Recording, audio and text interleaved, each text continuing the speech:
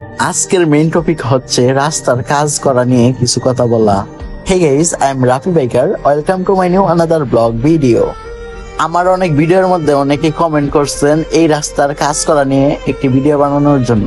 তারপর আমি এই রাস্তার কাজ করা নিয়ে একটু ঘাটাঘাটি করে বুঝতে পারলাম এই রাস্তার কাজ করার তথ্য জানতে হলে আমার তারাইল উপজেলায় যেতে হবে। তারপর আমি তারাইল উপজেলায় যাই কয়েকজন ভাই ব্রাদার মিলে। যাওয়ার পরে এই রাস্তার যিনি ইঞ্জিনিয়ার আছে তার সাথে আমাদের কথা হয়। আমার সামনে যে দেখতেছেন ধোঁয়া উঠতেছে, এই জায়গার মধ্যে যন্ত্রপাতি এবং মাল মশলা রাখা হয়েছে।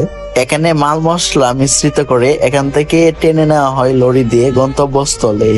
এই যে লোকটা দেখছেন ইনি হচ্ছে রাস্তার কন্ট্রাক্টর। আর এখানে জানি কিসের মাপ দেওয়া হইতেছিল সেটা বুঝতে পারি নাই। এটি হচ্ছে মাল ফেলার বর্তমান গন্তব্যস্থল, লরি দিয়ে এখানে এনে ফেলা হয়। তারপর মাল টানার কাঁটা দিয়ে টানা হইতেছে এবং রুলার দিয়ে ফিনিশিং দেওয়া হইতেছে। তালজাঙ্গা বাজারের ভিতরের পুরাটা রাস্তা কাভার করা হয়েছে। আমি এখন অটো স্ট্যান্ডের সামনে গিয়ে জায়গাটির মধ্যে থামবো, যে জায়গাটি নিয়ে খুবই আলোচিত এবং সমালোচিত হইতেছে।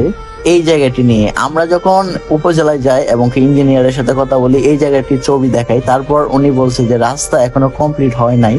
তো রাস্তার কাজ কিন্তু এখনো চলমান, বেশ কয়েকদিন লাগবে রাস্তার কাজ কমপ্লিট হতে। এতদিন পর্যন্ত অপেক্ষা করেন, আশা করি এর ভিতরে জায়গাটি কমপ্লিট হয়ে যাবে। এর ভিতরে যদি কমপ্লিট না হয় তাহলে যখন বড় অফিসার আসবে রাস্তা পরিদর্শন করার জন্য, তখন আপনারা সকলেই চেষ্টা করবেন এই জায়গাটি বড় অফিসারকে দেখানোর জন্য।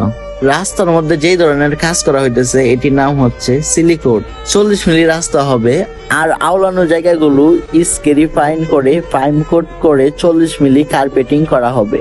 আপনারা হয়তো অনেকেই ভাবতেছেন রাস্তার মধ্যে কিছু অংশ আওলানো হয়েছে এবং কিছু অংশ আওলানো হয় নাই কেন।